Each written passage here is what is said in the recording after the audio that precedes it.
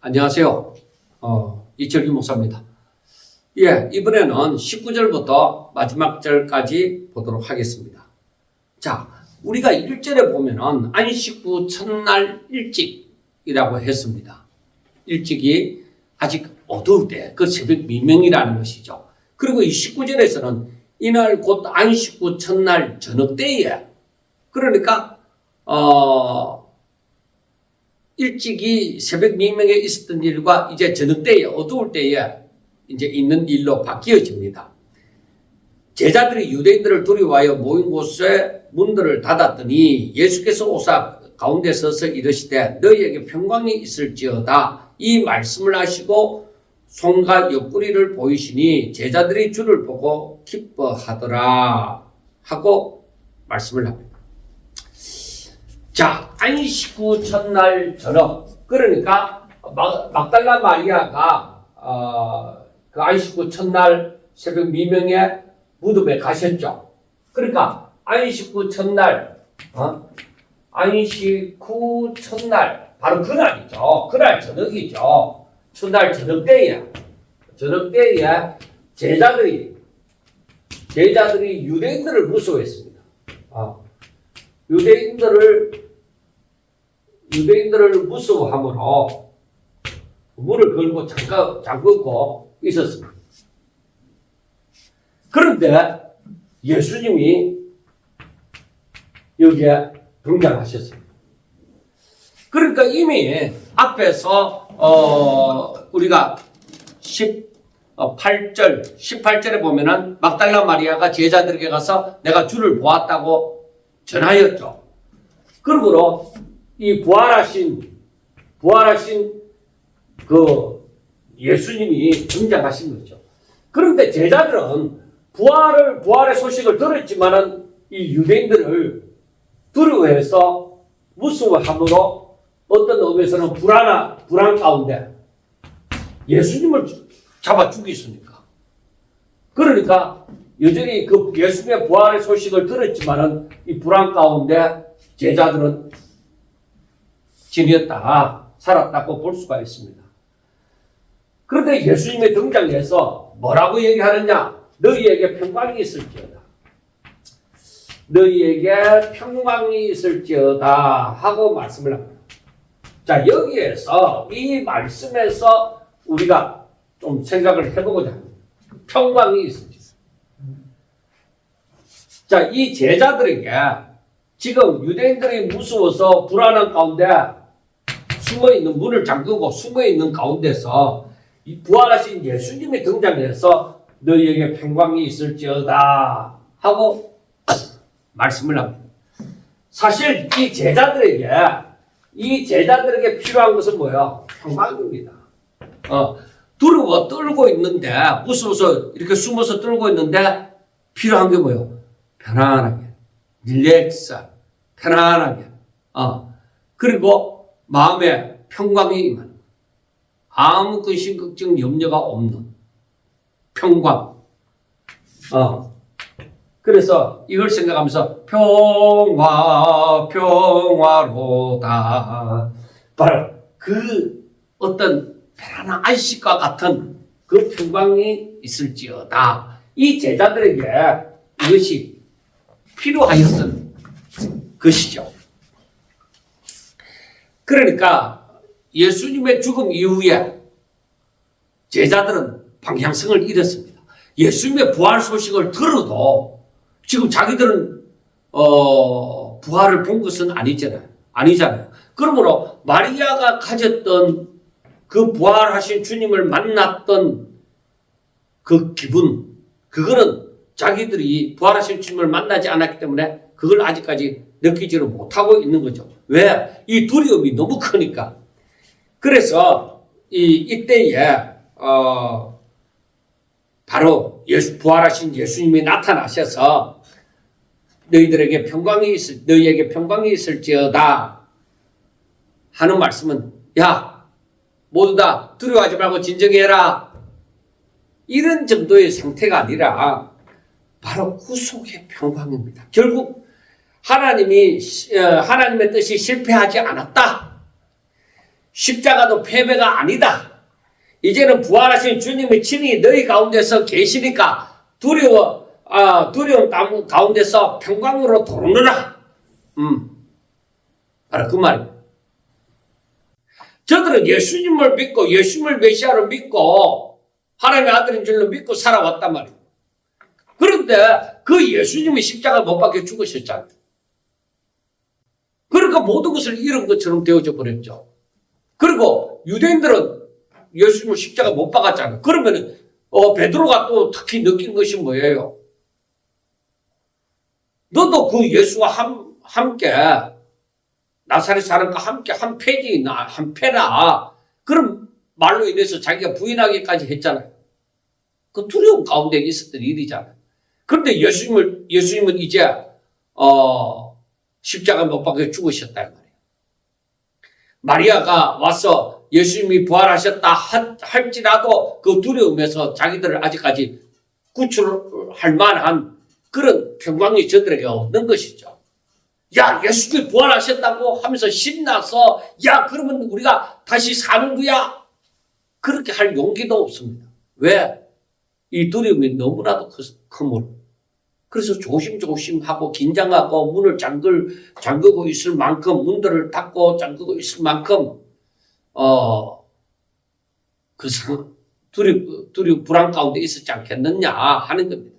그런데 너희에게 평강이 있을지어다 하는 것은 하나님의 말씀이 하나도 그릇되지 않았고 십자가도 패배가 아니고 바로 부활하신 주님이 이제는 너희 가운데 계시니까 두려움 대신 이제는 평강으로 들어오라는 그 말씀입니다. 그러므로 하나님의 말씀을 믿고 모든 일이 하나님의 뜻대로 이루어지고 있음을 아는 자에게 임하는 평강입니다. 그래서 믿음을 가지고 있는 자하고 믿음이 없는 자하고는 천지 차이죠. 이 평강이 있는 사람과 평강이 없는 사람과는 삶이 다른 것이죠. 우리가 다 같이 하나님을 믿는다고 하더라도 하나님의 말씀을 그대로 믿고 믿음으로 말미암아 그 약속의 말씀을 부여잡고 사는 자하고 그만한 믿음이 되어지지 못하고 세상으로부터 다가오는 그 압박이나 그 고난이나 환난을 말씀으로 이겨내지 못하고 그걸 그대로 받고 사는 자하고 완전히 다른 것이죠. 하나님을 믿어도. 즉 평강은 믿음이 있으면 얻는 결과가 아니라 부활하신 주님이 친히 주시는 선물입니다. 그러니까 먼저는 우리가 이제 이 시점을 알아야 되는데 부활하신 주님이 오셔서 바로 이 평강을 주시는 것인데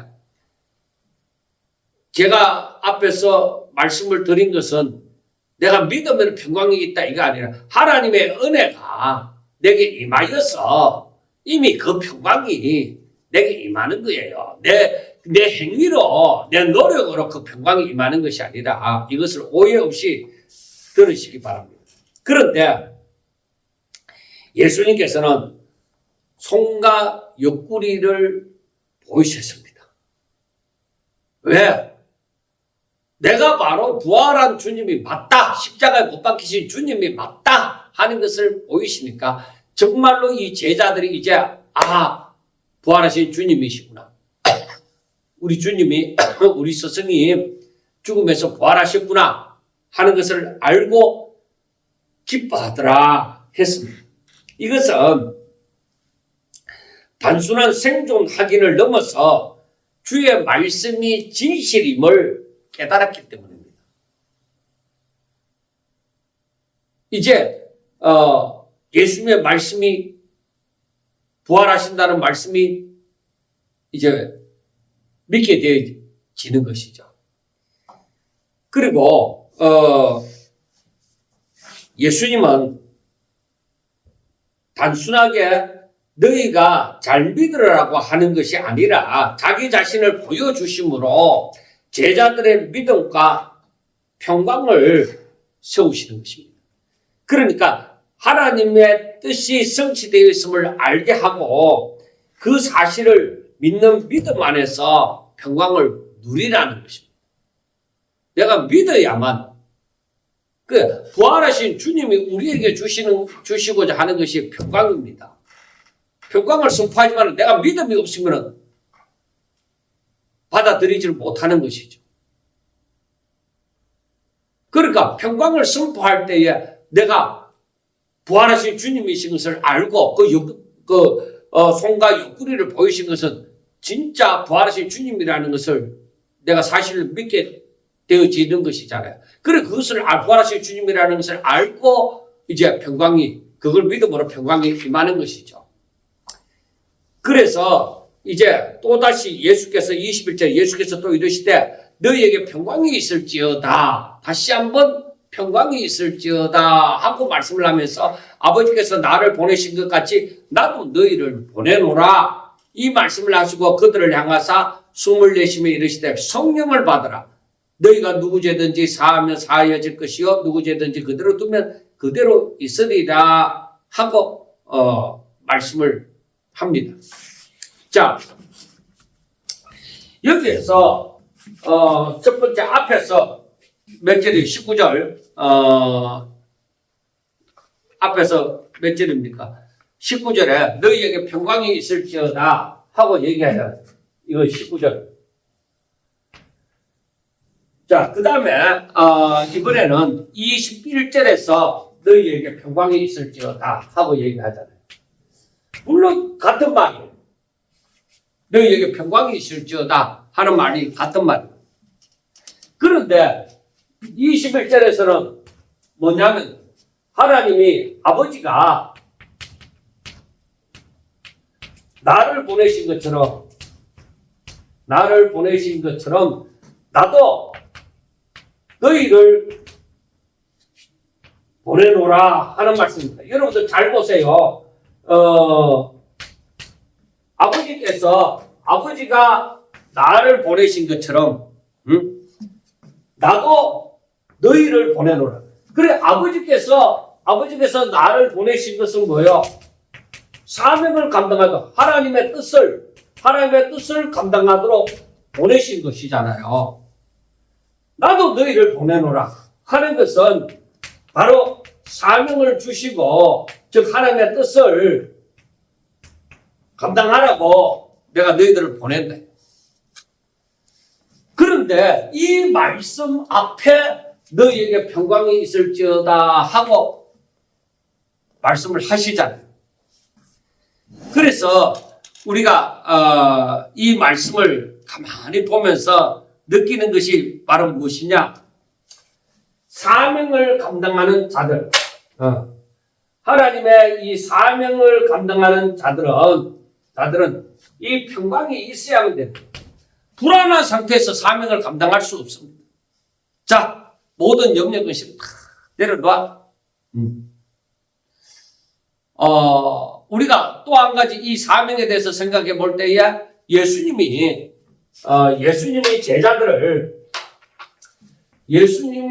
제자들을 파송할 때에 그때에 뭐라고 했습니까? 아무것도 가지지 말고 가라고 얘기했잖아요. 아무것도 가지지 말고 가라고 했습니다. 그런데 이번에는 예수님이 뭐라고 하세요? 숨을 내쉬며 성령을 받으라 하고 얘기합니다. 자, 여기에서는 이게 뭐냐? 이 아무것도 가지지 말고 하는 것은 이 제자 훈련입니다. 훈련. 오직 하나님을 의지하고 예수님의 말씀을 보내신 자의 그 말씀을 듣고 너희들이 내 말만 듣고 그 말을 의지하고 가라. 이번에는 예수님이 성령을 받으라고 얘기를 하잖아요. 그러니까 우리가 여기에서 보면은 무엇을 알 수가 있느냐면은 이 주의 일, 하나님의 주신 하나님께서 주신 이 사명은 성령이 없이는 감당이 안 된다. 성령을 받으라. 성령을 받으면은 어떤 역사가 일어나냐? 너희들의 말을 듣는 자는 죄를 사함받고 듣지 않는 자는 죄사함을 받지 못한다. 바로 그 말이 23절에 있는 말씀입니다. 자, 여기에서 보면은 이 평강은 사명은 성령으로, 그리고 죄사함이 선포되어지는 것을 우리가 볼 수가 있습니다. 그러니까 우리가 이 말씀을 가만히 보면은 예수님께서 평강을 선언하시고, 첫 번째 평강을 선언하시고 손과 옆구리를 보여주셨고 제자들은 그것을 보고 기뻐했잖아요. 즉 예수님은 단순히 너희가 잘 믿으라 하는 것이 아니라 자신을 보여주심으로써 제자들의 믿음과 평강을 세우시는 것입니다. 그래서 예수님은 두려워하는 제자들에게 단순하게 심리적인 안정을 주신 것이 아니라 부활하신 자기 자신을 보여줌으로 하나님의 뜻이 성취되어졌다는 것을 알게 하시고 그 사실을 믿는 믿음 안에서 평강 누리게 하십니다. 하나님의 말씀을 내가 믿을 때에 평강이 임하는 것이죠. 두려워하지 말라, 놀라지 말라, 염려하지 마라, 근심하지 마라. 그래, 그 말씀을, 그렇게 말씀하시는 그분의 뜻을 내가 알 때에 내 가운데 평강이 임하고 그 셈이 솟아나는 것이죠. 자, 21절에 평강이 있을지어다 하고 하는 것은 여기에서 두 번째 평강은 보냄을 받은 자들에게 주어지는, 보냄을 받는 자들에게 주어지는 평강입니다. 그러니까 사명을 감당하려면 하나님의 뜻이 이루어지고 있다는 확신 속에서 평강을 가져야 되는 것입니다. 그 부활하신 주님이 주시는 우리가 먼저 그 평강이 있어야 사명을 감당할 수가 있는 것이죠. 자, 그 다음에 여기에서 예수님은 아버지의 뜻을 이루기 위해서 보냄을 받았고 제자들은 예수의 뜻을 세상에 전하기 위하여서 사명을 받는 것입니다. 이 사명을 감당하려면 하나님의 평강이 있어야 담대하게 가서 전할 수 있죠. 먹고 사는 거 어떻게 하노 아이고 하고 걱정 안 갖고는 그 사명 감당할 수 없다. 평강이 있을 때에 이 사명이 감당하는 거죠. 왜냐하면 두려움에 사로잡힌 사람은 숨어있게 되고 평강을 받은 사람은 보냄을 감당할 수 있기 때문입니다.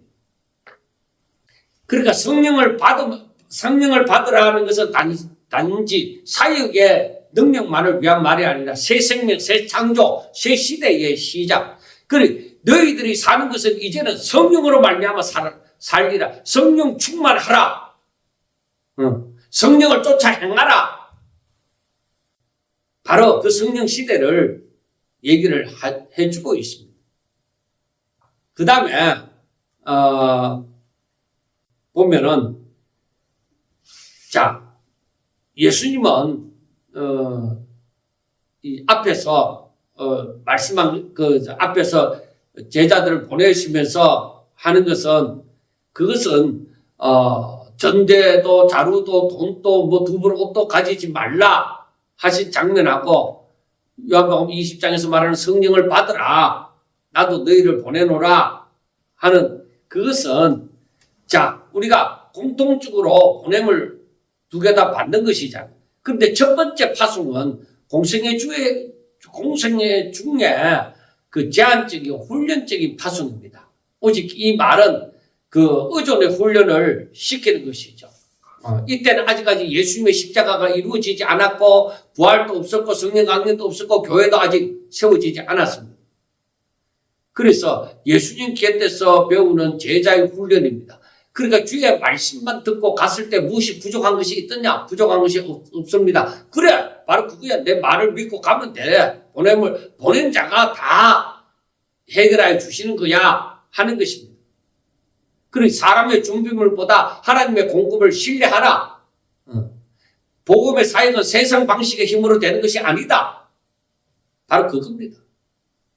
그리고 이제 오늘 본문에서 말하는 그 20장의 파송은 바로 무엇이냐면은 부활하신 주님이 이 자기 교회를 세상으로 보내는 것입니다. 그 이제는 십자가가 완성되어졌고 부활이 이루어졌고 예수님이 영광의 길로 가고 제자들이 주님을 정인으로 세워지는 것입니다. 이것은 단순하게 이 어떤 제자 훈련이 아니라 새 언약의 공동체인 교회의 공식적인 파송.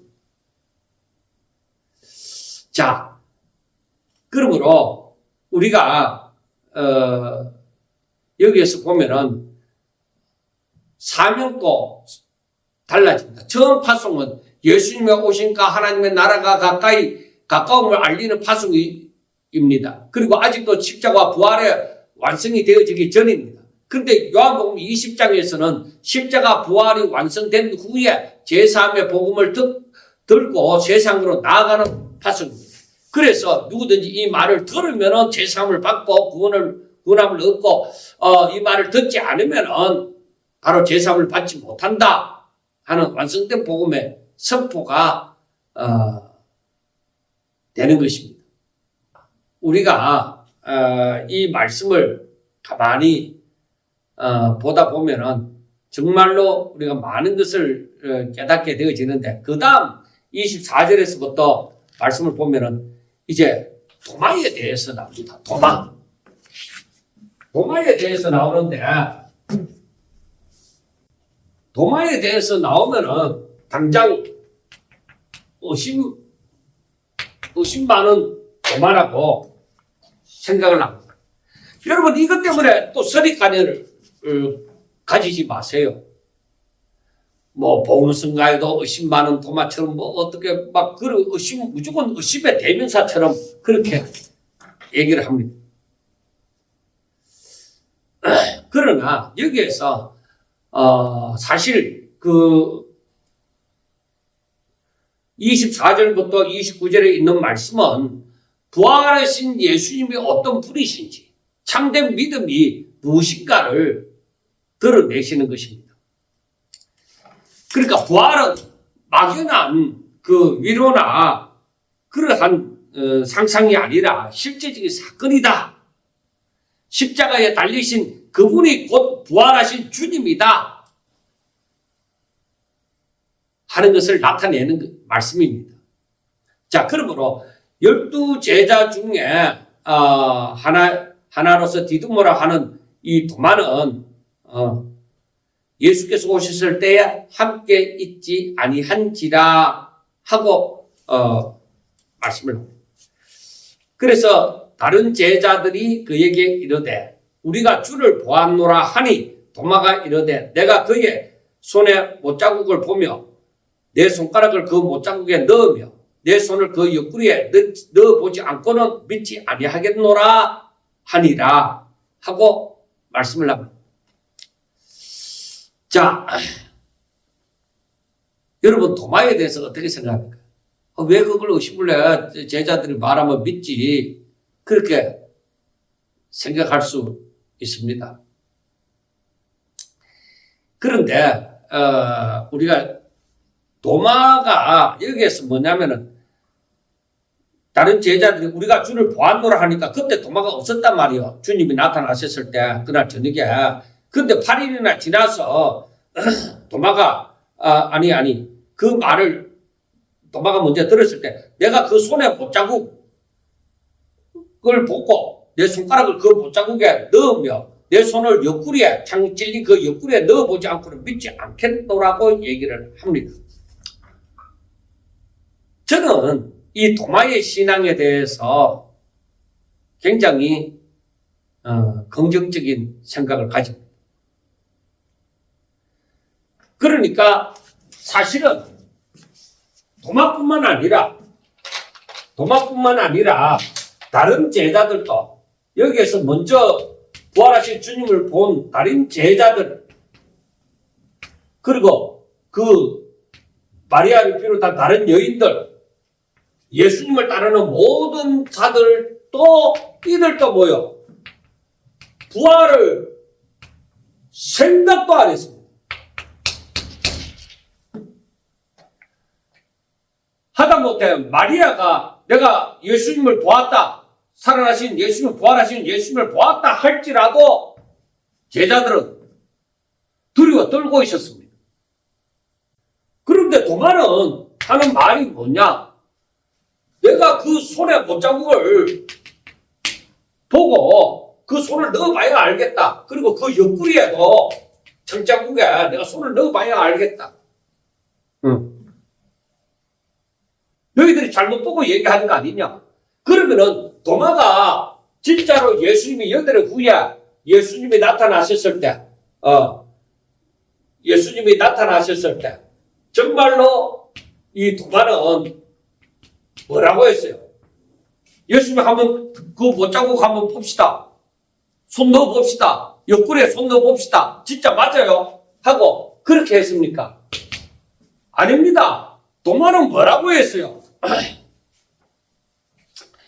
예수님은 오셔갖고 그랬잖아요. 27절에 도마에게 이르시되 내 손가락을 이리 내밀어 내 손을 보고 내 손을 내밀어서 내 옆구리를 넣어보라. 믿음 없는 자가 되지 말고 믿는 자가 되라. 이렇게 얘기했잖아요.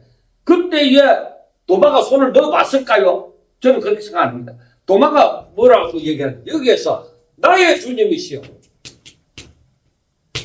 나의 하나님이십니다. 아주 이것은 훌륭한 신앙 고백을 한 것입니다. 정말로 우리가 이 도마의 이 고백, 자 여러분, 그러면은 다른 제자들이 예수님께서 처음에 나타나셨을 때 그때에 기뻐하더라 그렇게 얘기했잖아요. 기뻐하더라고 했잖아요. 그런데 도마는 뭐요? 부활하신 주님을 보고 나의 주님, 나의 하나님이십니다. 아주 멋진 신앙인이잖아요. 그리고 여러분 27절에 도마에게 이르시되 내 손가락을 이리 내밀어 내 손을 보고 내 손을 내밀어 내 옆구리에 넣어보라. 그래야 믿음 없는 자가 되지 말고 믿는 자가 되라 하고 얘기를 하잖아요. 그래 이것은 부활하신 그 예수님이 믿음이 약한 자, 의심 많은 자를 외면하지 아니하시고 친히 찾아오셔서 믿음으로 이끄시는 분이심을 말씀함이기도 합니다. 그래서 믿음 없는 자가 되지 말고 믿는 자가 되라고 했는데 그 다음에 29절을 한번 보세요. 예수께서 이르시되 너는 나를 본 거로 믿느냐? 보지 못하고 믿는 자들은 복되도다 하고 말씀을 하시잖아요. 여러분 이 27절 말씀과 29절 말씀을 한번 가만히 생각해 보세요. 이 말은 믿음 없는 자가 되지 말고 믿는 자가 되라. 이게 사실이라는 것이죠. 손가락 옆구리에 손 넣어봐라. 이렇게 말씀하는, 내가 십자가에 달린 예수님이 내가 바로 부활했다. 부활한 내 모습을 봐라. 그래서 믿음이 없는 자가 되지 말고 믿는 자가 되라. 하는 것은 도마가 과연 예수님을 보지 못하였으므로 그 믿지 못함이 되어진 거예요. 그 다른 제자들도 다 두려워 떨고 있었잖아요. 문을 닫고 두려워 떨고 있었잖아요. 그 부활하신 주님이 나타나셨을 때에 저들은 기뻐했더라 하잖아요. 자, 도마도 다른 제자들하고 다를 거 없습니다. 예수님이 나타났을 때에 오히려 다른 제자들보다 더 훌륭한 신앙 고백을 한 거예요. 이거 성경 전체에 있어서 결론과 같은 고백이에요. 나의 주님, 나의 하나님이십니다. 멋진 신앙이. 오히려 도마가 의심을 했다는 것은 내가 확실히 알겠다는 것입니다. 내가 예수님을 부활하신 주님을 확실하게 알겠다. 그래 예수님이 나타나셨을 때 뭐야? 나의 주님, 나의 하나님이십니다. 딱 고백을 하잖아요. 그리고 여기에서 예수님께서 29절 보면 너희는 나를 본 거로 믿느냐 보지 못하고 믿는 자들은 복되도다 하고 말씀을 하잖아요.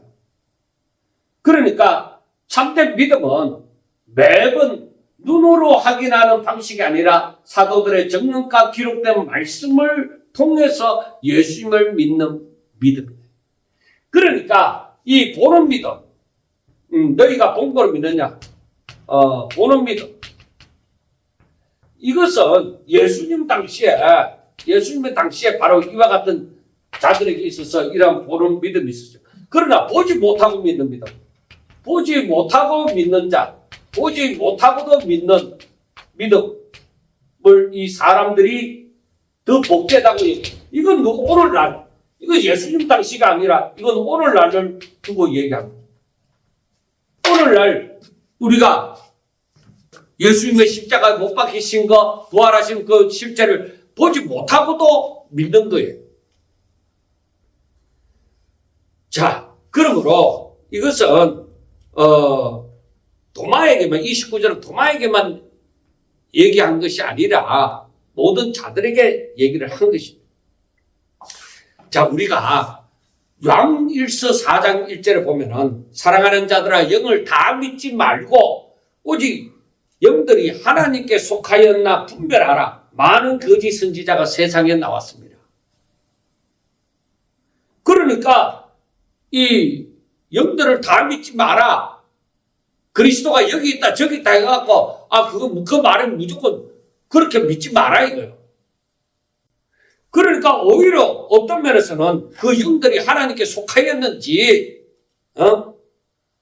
분별을 해야만 되는 거예요.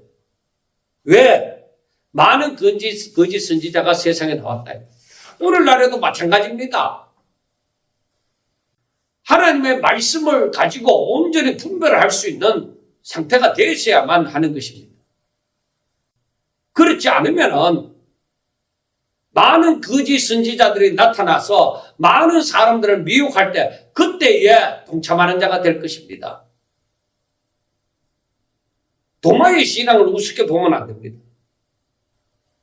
그러므로 우리가 알아야 되는 것은 사람들이 자꾸 도마를